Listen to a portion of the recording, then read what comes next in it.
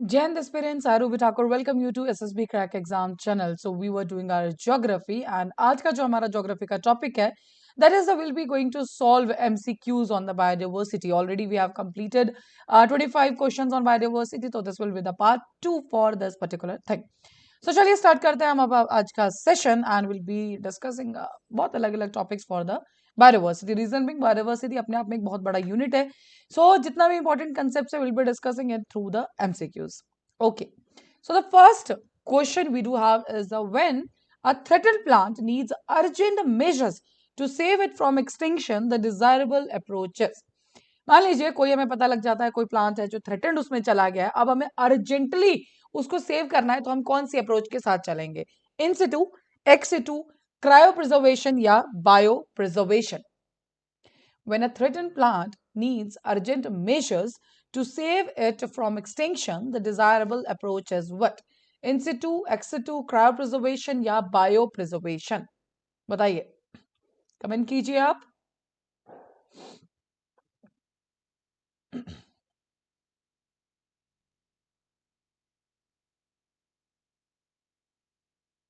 Fine. So the answer for this particular question will be ex situ. देखिए होगा क्या, इन सिटू का मतलब क्या होता है? उसी साइट पे हमें प्रोटेक्ट करना है. एक्स सिटू का मतलब क्या होता है? बाहर लेके. अब देखो अगर कोई चीज थ्रेटेंड हुई है मतलब उसके आसपास का एनवायरमेंट ही खराब हुआ होगा. ठीक है, अब उस एनवायरमेंट को पहले सही करना पड़ेगा, उसके बाद हम क्या करेंगे, बिकॉज थ्रेटेंड की बात कर रहे हैं. ठीक है, तो क्या होगा, एनवायरमेंट को सही करना पड़ेगा, फिर जाके वो जो स्पीशीज है वो सही होगी. तो अब एनवायरमेंट को ठीक करने के लिए, आसपास का जो जगह है उसको ठीक करने के लिए टाइम लगेगा. तो अब हम क्या करेंगे, तो अर्जेंट वे पे हम कैसे कर पाएंगे उसको प्रिजर्व? इसलिए हम क्या करेंगे, एक आर्टिफिशियल इकोसिस्टम क्रिएट करेंगे, एक आर्टिफिशियल ऐसा हैबिटेट क्रिएट करेंगे जिसमें वो पर्टिकुलर स्पीशीज बच सके. तो इसीलिए हमने क्या किया, एक्सिटू कंजर्वेशन जो है दैट इज द बेस्ट. अगर हमें अर्जेंटली किसी को नहीं, बिकॉज हमें पता है कि उसको इतना टेम्परेचर चाहिए, इतना प्रेशर चाहिए, सब कुछ हमें पता है. So what will be doing, हम उसको आर्टिफिशियल इकोसिस्टम बना के देंगे. डन. क्योंकि इंसिटू के लिए पहले हमें आसपास की जो चीजें हैं उनको सही करना पड़ेगा एंड उसमें वक्त लगता है. करेक्ट. चलिए, now the next question is which of the following are some important pollutants released by the steel industry in India? Steel industry के द्वारा कौन से पॉल्यूटेंट्स रिलीज किए जाते हैं? Oxides of sulphur, oxides of nitrogen, carbon monoxide या carbon dioxide? बताइए. Sulphur, carbon monoxide, nitrogen या कार्बन डाइऑक्साइड? 1 2 3, 2 and 3, 1 3 4 या all of the above?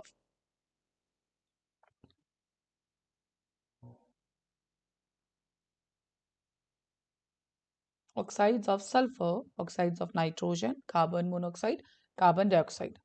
Pollutants released by the steel.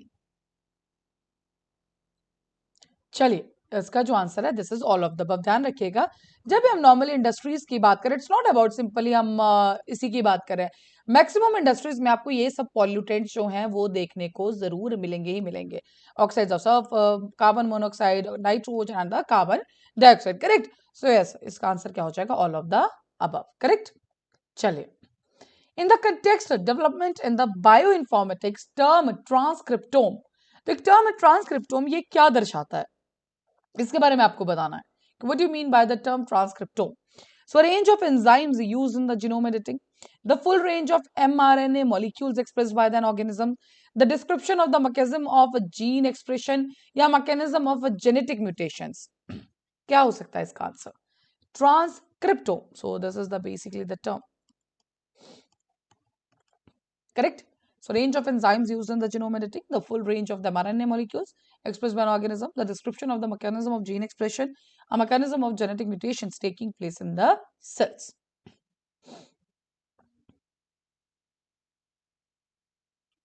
What will be the answer?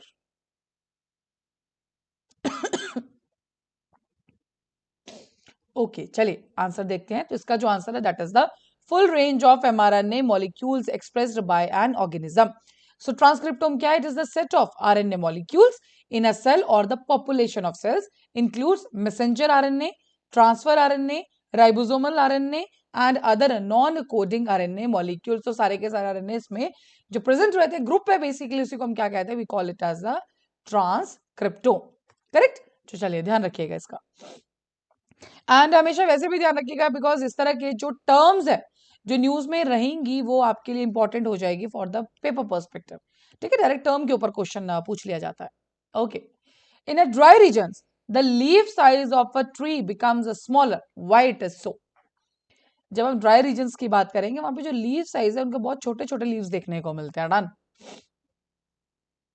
तो to reduce metabolism, reduce transpiration, maintain natural growth या protect plants from animals. क्या इसका reason हो सकता है कि हमें ड्राई रीजन्स के अंदर हमें छोटे छोटे से लीफ वाले प्लांट्स मिलते हैं?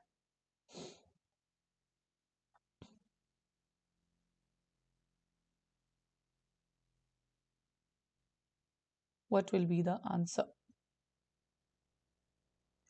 चलिए, it's for the reduce transpiration. So in dry regions, trees undergo certain adaptation to cope up with the limited water availability. Because dry region means हमारे पास water क्या होगा? कम होगा. Then one of these adaptation is reducing the size of their leaves. The process behind this is to reduce the transpiration. ठीक है जी? So यही इसका reason है, ताकि क्योंकि वहां पे वाटर जो कंटेंट है वो ऑलरेडी कम होता है, ताकि प्लांट्स को और ज्यादा वाटर ना लेना पड़े। इसी पर्टिकुलर रीजन की वजह से वहां की जो लीफ साइजेस है वो छोटी छोटी सी होती हैं। करेक्ट? चलिए, the concept of ecological niche was first introduced by whom? C.C. Park, E.P. Odum, J. Grinnell या G.E. Hutchison? Concept of ecological niche. Ecological niche क्या होता है आपको ये भी पता होना चाहिए, very very important. Done. But पहले आप ये बताइए कंसेप्ट किसने दिया, उसके बाद हम डिस्कस करेंगे। Who gave this particular concept of the what? Ecological niche.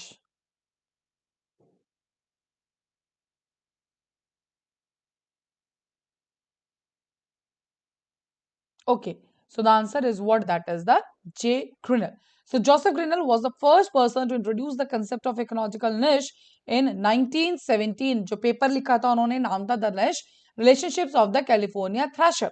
So now what do you mean by ecological निश? तो इकोलॉजिकल निश का क्या होता है, देखिए हर एक स्पीशीज का, either it is plant, either it is animal, या आप खुद भी ह्यूमन बींग्स, हमें एक पर्टिकुलरली हैबिटेट, एक कंडीशंस चाहिए होती हैं, किसके लिए? सर्वाइवल के लिए। करेक्ट? तो उसी सर्वाइवल के लिए जो कंडीशन है, तो मतलब मान लीजिए आप है, ये कोई भी स्पीशीज है जिसको 42 डिग्री टेम्परेचर चाहिए, या फिर कोई स्पीशीज जिसको वो सिर्फ कम बिल्कुल ठंडी जगह पे 0 डिग्री पे सर्वाइव कर सकती है, तो वो उसका हैबिटेट निश है। इकोलॉजिकल निश हम उसको कहते हैं, जो हमें एक पर्टिकुलर लाइफ जीने के लिए, सर्वाइवल के लिए जो हमें बेसिक कंडीशंस चाहिए, that is only called as what? Ecological niche. So ecological niche is a term for the position of the species within an ecosystem, describing both the range of conditions necessary for the persistence of the species and its ecological role in the system. तो एक तो क्या हमें जो habitat चाहिए वो, और उस पर्टिकुलर स्पीशीज का फंक्शन क्या है इकोसिस्टम के अंदर, ये दोनों चीजें किसके अंडर आएगी? इकोलॉजिकल निश के अंडर। करेक्ट? चलिए, which one of the following statements is correct? The relative loss of energy due to respiration is lower from higher to tropical level. ठीक है जी? Species at higher tropic levels appear to be less efficient in using their available food supply. Higher tropic levels tend to be less discrete than the lower ones. Food chains tend to be reasonably long. इनमें से कौन सी statement correct है? Relative loss of energy due to respiration is lower from higher tropic levels. Species at high trophic levels appear to be the less efficient in using their available food supply. Higher trophic levels tend to be less discrete than the lower ones. And the next is what? Food chains tend to be reasonably long.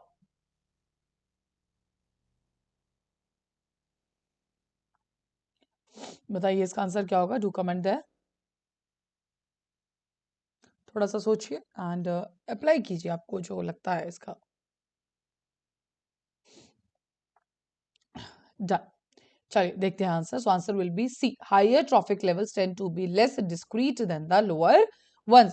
So the relative loss of energy increases in the successive trophic levels. मतलब जब हम lower से ऊपर की तरफ जाते हैं तो हमारा एनर्जी की जो लॉस है वो बढ़ता जाता है। So primary consumer use 10% of the energy stored in the plants. Secondary and tertiary consumer transfer 20% of the energy from their own bodies, so they are more efficient. In going from lower to higher trophic levels, energy transfer are insufficient, thus making the food chains limited to only 4 or 5 trophic levels. Long नहीं होती है, क्यों? जब हम आगे transfer करते जाते हैं 10% रूल, मान लीजिए पहले लेवल को 100 एनर्जी मिली, दूसरे को उसका 10% मिलेगा, तीसरे का उसका भी 10% मिलेगा, ठीक है जी। तो 10% रूल है, इसीलिए एक पर्टिकुलर टाइम के बाद वो एनर्जी का जो ट्रांसफर है वो रुक जाता है, ठीक है जी। So yes, this is the particular thing, correct. चलिए, from ecological point of view, which one of the following assumes importance in a being a good link between the Eastern Ghats and the Western Ghats? Satyamangalam Tiger Reserve, Nallamala Forest, Nagarhole National Park या Sishalam Biosphere Reserve? Link between the Eastern Ghat and the Western Ghat, बताइए इनमें से कौन सा हो सकता है? सत्यमंगलम, नल्लामला, नागरहोल या सिशलम?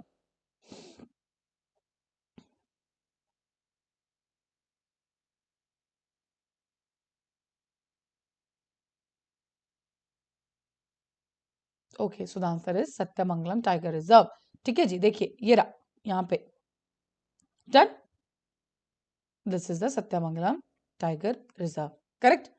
चलिए, नाउ इनमें से सबसे ज्यादा करेक्ट फूड चेन कौन सी है? Grass, chameleon, insect, bird. Grass, fox, rabbit, bird. Phytoplankton, zooplankton, fish, and the fallen leaves, then bacteria and the insect larvae. Grass, chameleon, insect, bird. Grass, fox, rabbit, bird. Phytoplankton, zooplankton, fish. Fallen leaves, bacteria, insect larvae. क्या होगा answer?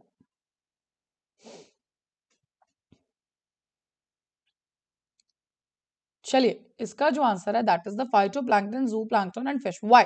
देखिए, जब भी हम food chain बनाते हैं सबसे पहले हम लिखते हैं primary producers, then we are having the what, consumers, ठीक है। तो हमारा आगे ऐसे ही चलता है। अब अगर इसमें देखो, ठीक है, ग्रास तो ठीक था, बट कैमली और इंसेक्ट अलग उस पर क्यों डालेंगे हम, correct.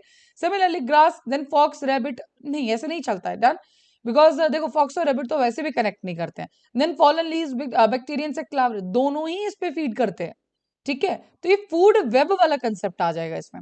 But yes, phytoplankton, जूप्लैंक्टन, fish, this is the correct one, ठीक है। तो एक्वेटिक फूड चेन आप इसको कह सकते हैं, correct. So this is the correct statement, okay. Upper part of the sea aquatic system contains what? Plankton, nekton, plankton and nekton, and the benthos. Upper part of sea aquatic ecosystem contains what? Plankton, nekton, plankton and nekton या benthos. So ये terms हम पढ़ते हैं जब हम layers पढ़ते हैं ना, पर्टिकुलर किसी वाटर बॉडी में, तो कौन सा ऑर्गेनिज्म कहाँ पे रहता है उसी के ऊपर है ये। तो आपको मुझे बताना है कि अपर पार्ट में कौन रहता है एक्वेटिक इकोसिस्टम के।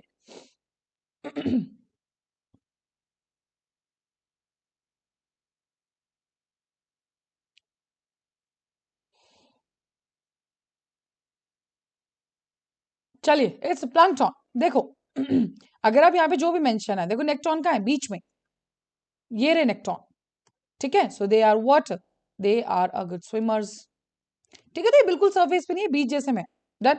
बेंथोस, जो बिल्कुल नीचे एकदम सबसे अंडर सरफेस एरिया में रहते हैं, we call them as the benthos. और प्लैंकटन देखो ऊपर, सबसे ऊपर तो न्यूट्रॉन है, बट ऑप्शंस में क्या है? We are having the plankton. तो अपर लेयर में कौन है हमारे पास? सिर्फ एंड सिर्फ प्लैंकटॉन्स, करेक्ट। सो ये रहा इसका, तो अपर सी में कौन रहेंगे? That is our plankton, correct. चलिए, which of the following statement is true about the ecotone? It is meeting place of two different ecosystems. It is meeting place of two same ecosystems. Density of species is very low here, and all of the above.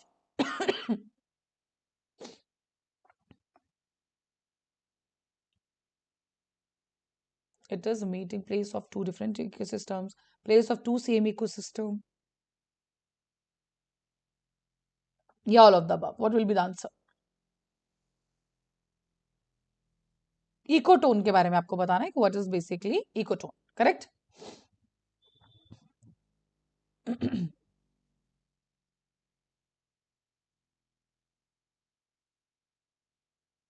चलिए देखते हैं answer. सो इसका answer क्या हो जाएगा? इसका answer होगा it is the meeting place of two different ecosystem. Same नहीं होगा, हाई रहती है यहाँ पे, ठीक है। पॉइंट इज व्हाट, देखो अगर मान लीजिए एक इकोसिस्टम है, ये दो जो इन दोनों का इंटरसेक्शन है, इसको हम क्या बोलते हैं? इकोटोन। तो इसमें स्पीशीज वैरायटी क्या होगी? ज्यादा होगी, क्योंकि दो अलग अलग एनवायरमेंटल कंडीशंस यहाँ पे कोलैब कर रही हैं।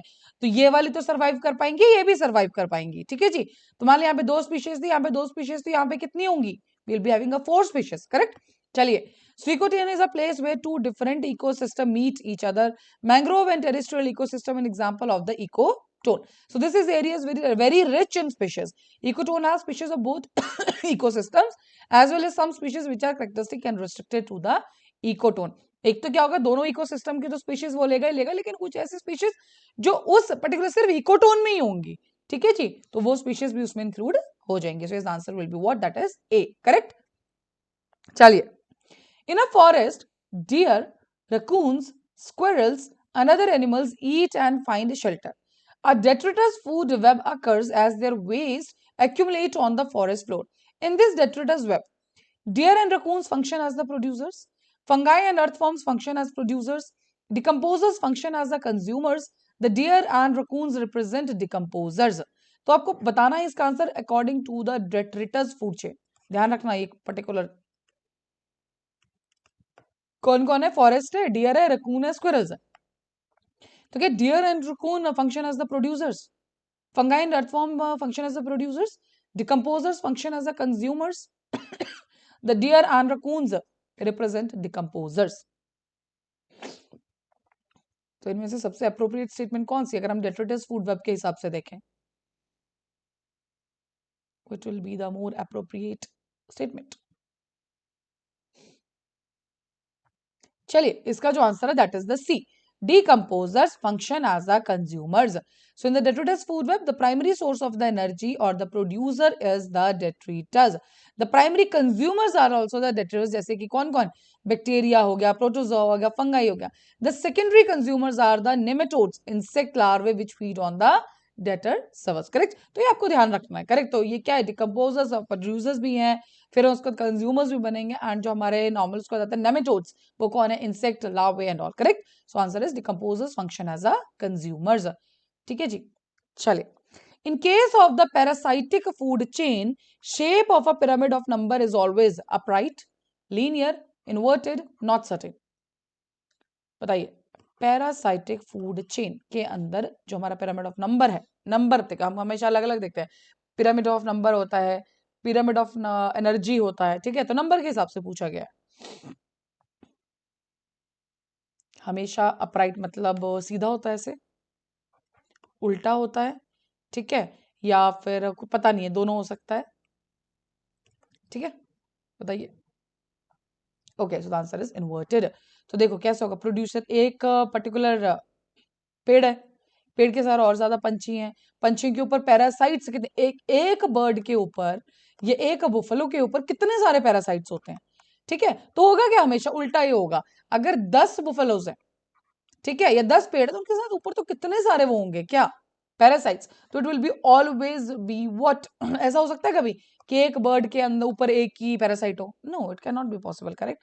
सो yes, the answer will be always inverted. So the parasitic food chain के अंदर shape of pyramid of number जो है ऑलवेज क्या रहती है? इन्वर्टेड, करेक्ट, ध्यान रखिएगा। Okay, the cause of eutrophication appears to be the pollution that contains a high level of eutrophication, ठीक है। तो आपको बताना यूट्रोफिकेशन होता क्यों है। सो हाई लेवल का क्या इकट्ठा हो जाता है? Nitrogen and carbon, hydrogen and phosphorus, carbon and phosphorus, carbon, nitrogen and phosphorus. Eutrophication directly पूछा जा सकता है, व्हाट इज यूट्रोफिकेशन, बताइए। What will be the answer for the specific question?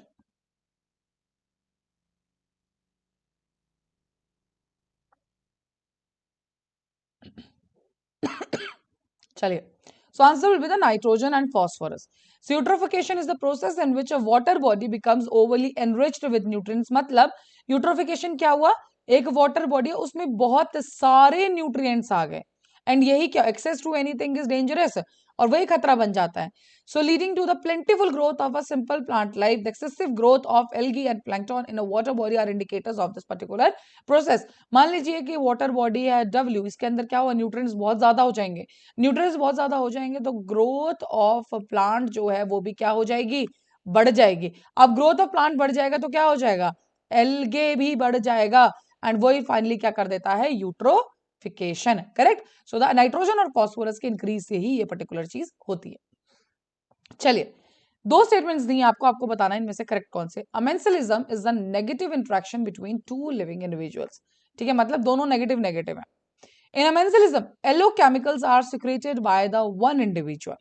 मतलब एक नेगेटिव में both A and R are true. R is the correct explanation of A. Both A and R are true, but R is not the correct explanation of A. A is true, but R is false. A is false, but R is true. Amensalism, commensalism, amensalism, mutualism, हमने last lecture में भी बात की थी इसके बारे में. बताइए, अमेंसलिज्म के बारे में आपको बताना है. नेगेटिव इंटरेक्शन होती है, एलोकेमिकल्स सिक्रेट करते हैं जो एक इंडिविजुअल होता है, ऐसा कुछ.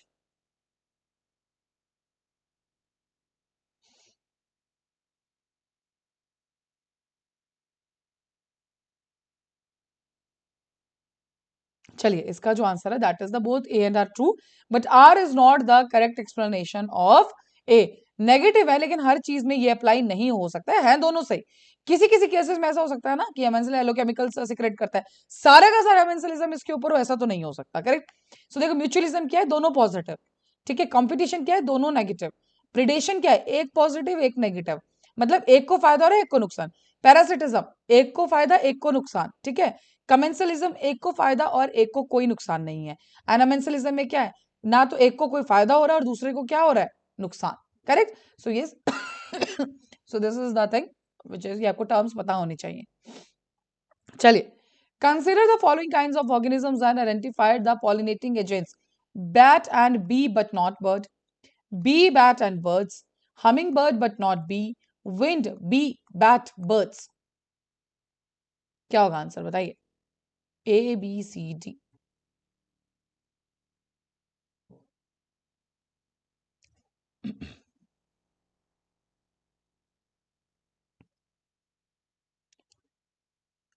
The following kind of organisms are identify the pollinating agents. चलिए, इसका आंसर क्या होगा, बी. अब देखिए, किसी ने अगर डी मार्क किया होगा ना तो ध्यान से देखिए, ऑर्गेनिजम्स पूछा है. क्या विंड एक ऑर्गेनिज्म है, नो. ठीक है, तो ये आपको ध्यान रखना पड़ेगा इतना सा. ठीक है. So B, bat and birds correct. Wind भी है पॉलिनेटिंग एजेंट, लेकिन ऑर्गेनिज्म तो नहीं है ना. It is not a organism.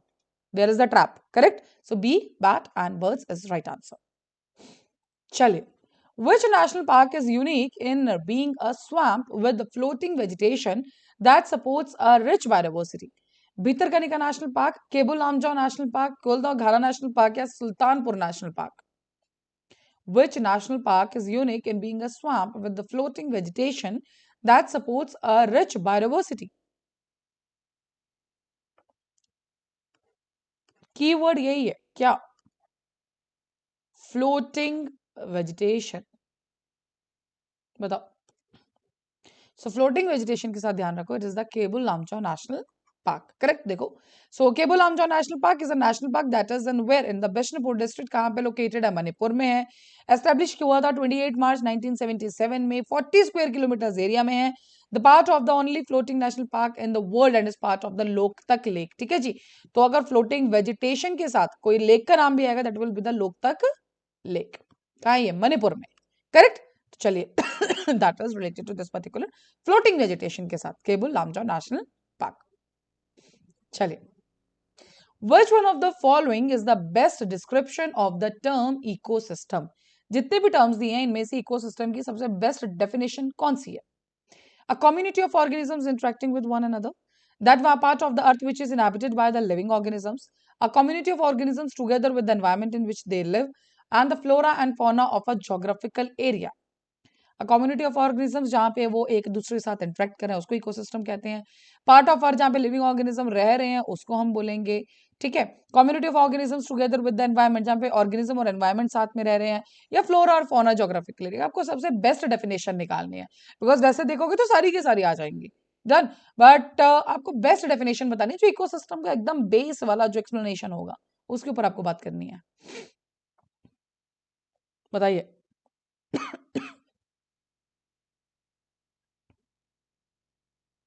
What will be the answer?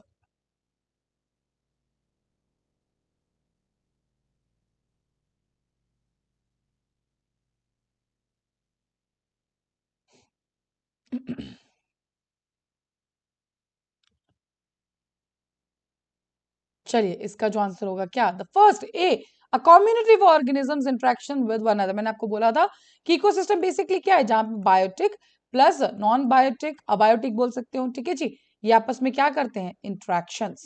That is the best definition for the ecosystem. चलिए, यहाँ पे कुछ कंसेप्ट दिए हैं, क्या क्या है देखो, बायोडाइवर्सिटी है, वाइल्ड लाइफ है, इकोसिस्टम, इकोलॉजी है, और कुछ नेम्स किसने किसको इंट्रोड्यूस करा था, इंट्रोडक्शन किसके नाम पर है वो बताइए। Biodiversity, wildlife, ecosystem, ecology. Then we are having the G. Tansley, E. U. Wilson, E. Haeckel, W. T. Hornday. बताइए, किसके साथ आप किसको जोड़ेंगे?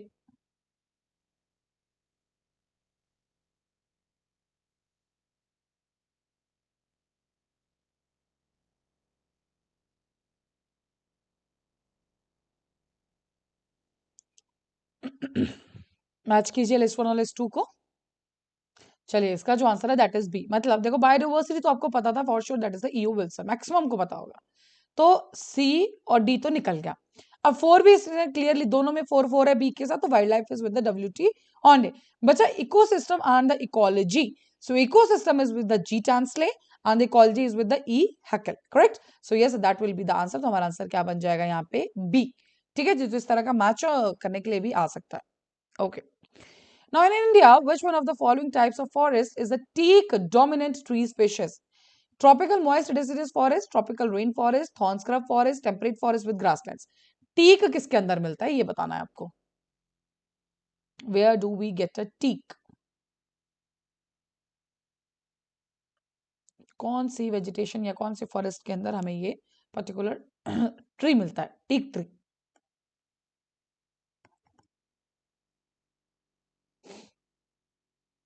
चलिए, इसका जो आंसर है that is the tropical moist deciduous forest. और इसके साथ और भी कौन कौन से देखो पढ़ा होगा आपने, टीक, साल, शीशम, आंवला, कुसुम, महुआ, sandalwood. So these are all the examples of what, the tropical moist deciduous forest, correct. चलिए, biocarbon fund initiative for sustainable forest landscape is managed by the तो ये कौन मैनेज करता है, biocarbon fund initiative? ADB, Asia development bank, international monetary fund IMF, UNEP, United Nations environmental programme, या फिर world bank? Who manages this biocarbon fund initiative bank? बता दीजिए क्या होगा आंसर।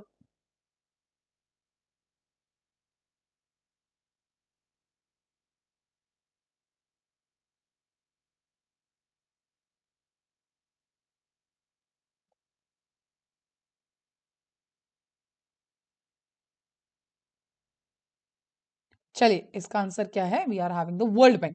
सो वर्ल्ड बैंक मैनेज करता है इसको, किसको, biocarbon fund initiative for sustainable forest and landscape. So basically it is a biocarbon fund, correct. चलिए, which one of the following statement is not correct? ध्यान से पढ़ना है हमेशा, नॉट करेक्ट पूछा है कि करेक्ट पूछा है। Ecosystem structure, species composition, and functioning change seasonally between the years. Nature has spent millions of years to refine a stable ecosystem. Ecosystem functions mainly through the input of a solar energy. The relative loss of energy due to respiration decreases with the higher trophic levels. बताइए क्या होगा? Ecosystem जो है structure या उसकी species composition seasonally year two year change होती रहती हैं। Nature has spent million of years एक स्टेबल इकोसिस्टम बनाने के लिए। मेन जो सोर्स है वो सोलर एनर्जी है। और loss of energy due to the respiration decrease means जैसे जैसे ट्रॉफिक लेवल बढ़ते जाते हैं तो लॉस ऑफ एनर्जी जो क्या है ड्यू टू रेस्पिरेशन वो कम होती जाती है, ऐसा। बताइए, चार में से कौन ऐसा स्टेटमेंट करेक्ट नहीं है?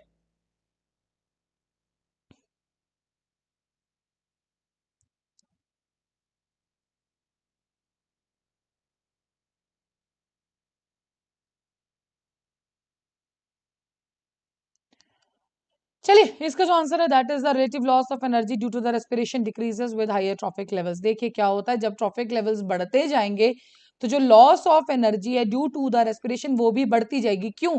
क्योंकि अब जैसे जैसे ट्रॉफिक लेवल बढ़ रहा है तो जो फंक्शनिंग है लेवल की वो और ज्यादा कॉम्प्लेक्स होती जाएगी। करेक्ट। और ऊपर जो है ये हम सब जानते हैं कि कभी भी एक जगह की स्पेशियस कंपोजिशन एक जैसी नहीं रहती, वो चेंज होती रहती है। देन तो ऐसा तो नहीं है ना कि 2 दिन में कोई इकोसिस्टम बन जाता है stable. No, it's not like that. Of course it take millions of years. And main energy तो हम सबको पता है we are having the solar energy. अगर सोलर एनर्जी है, सन है, तभी सब कुछ है। करेक्ट। सो यस, यही इसमें मेंशन है। Correct. So as we go higher in the trophic level through the food chain, the loss of energy due to the respiration as well as the metabolic activities successively increase. Correct? Proceeding trophic levels to the next higher trophic level.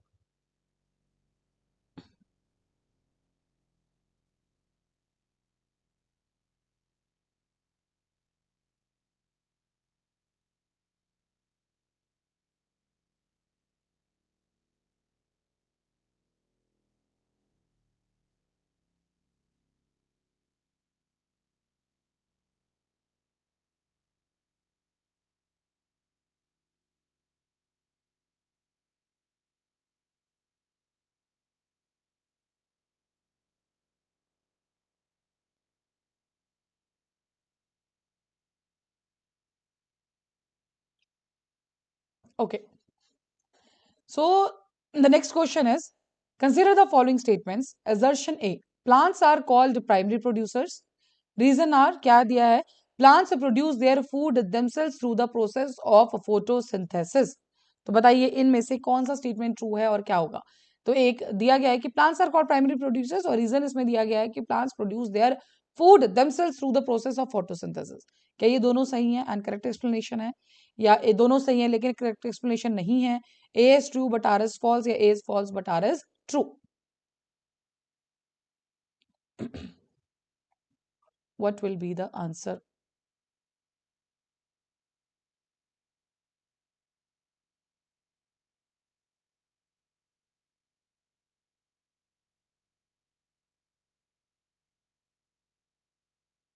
So the answer is दोनों सही है. So plants are called primary producers, correct, and their food themselves. Plants अपना खाना खुद बनाते हैं due to the process of the photosynthesis. So yeah, this is the easiest question you can have.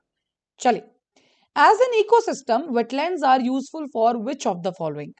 For nutrient recovery and cycling, for releasing heavy metals through absorption by the plants, they maintain the rivers and the control floods, and all of the above.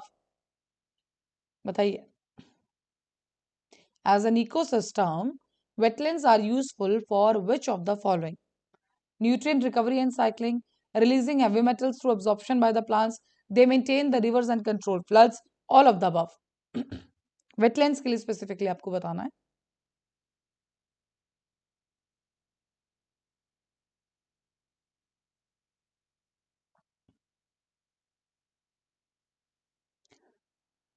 wetland ecosystem के ऊपर.